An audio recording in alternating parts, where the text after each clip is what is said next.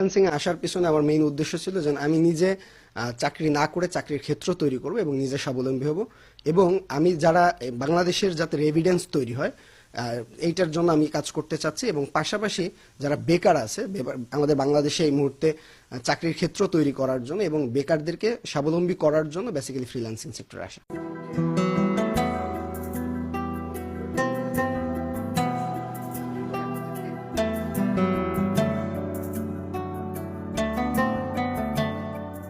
14,000 মানুষকে শিখিয়েছেন কিভাবে করতে হয় ফ্রিল্যান্সিং।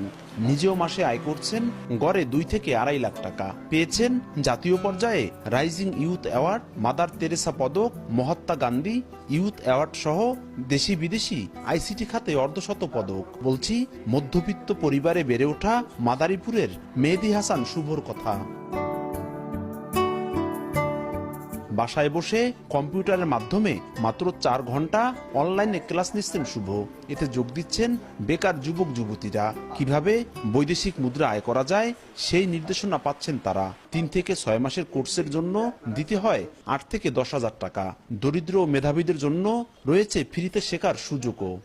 আমি মেহেদী হাসান শুভ স্যার কাছ থেকে ডিজিটাল মার্কেটিং এর বিষয়ে প্রশিক্ষণ নিয়েছি এবং আলহামদুলিল্লাহ এ পেশায় আমার মোটামুটি ভালো ইনকাম আসতেছে এবং আলহামদুলিল্লাহ ভালোভাবে শিখেছি কাজটা এবং আশা করি সামনে এটার সাথে লেগে থাকলে আরো ইনকাম বাড়বে। কোর্স করে বা ফ্রিল্যান্সিং এর অন্যান্য কোর্স করে দেশে ঘরে বসেই আপনি ডলার ইনকাম করা যায়।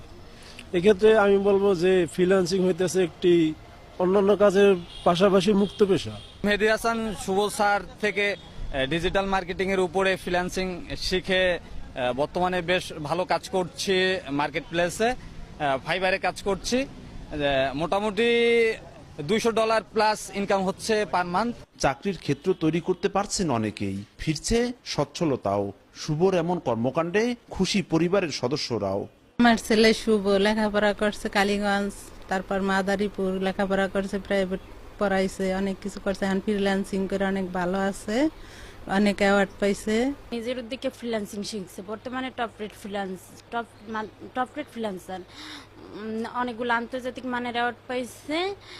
আমাদের পরিবারের সবার খরচ বহন করে। নিজে প্রতিষ্ঠিত হবার পাশাপাশি বেকারদের স্বাবলম্বী হিসেবে গড়ে তোলাই মূল লক্ষ্য বলে জানান দক্ষ এই ফ্রিল্যান্সার। ফ্রিল্যান্সার উপজেলার মাদ্রা গ্রামের আব্দুল কাদের সর্দারের ছেলে শুভ 2015 সালে এইচএসসি পাশ করার পর শুরু করেন এই ফ্রিল্যান্সিং কার্যক্রম। শহর কিংবা গ্রাম যে কোনো জায়গায় বসে একটি ল্যাপটপ বা কম্পিউটারের মাধ্যমে ফ্রিল্যান্সিং করা যায়। এতে একদিকে ভাগ্যের পরিবর্তন, অন্যদিকে দেশের রেমিটেন্স বাড়ানো সম্ভব। সঞ্জয় কর্মকার, অভিজিৎ, সময় সংবাদ, মাদারীপুর।